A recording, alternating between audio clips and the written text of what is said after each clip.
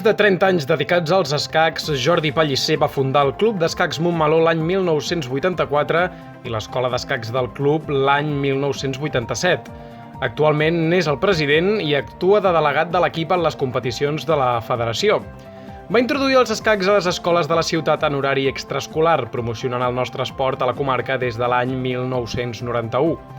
A dia d'avui, és membre de la Comissió Tècnica d'Escacs del Vallès Oriental i és àrbitre de les competicions escolars dels Jocs Esportius Escolars de Catalunya, a banda de col·laborar amb la Federació Catalana d'Escacs dins de l'àmbit de la competició escolar.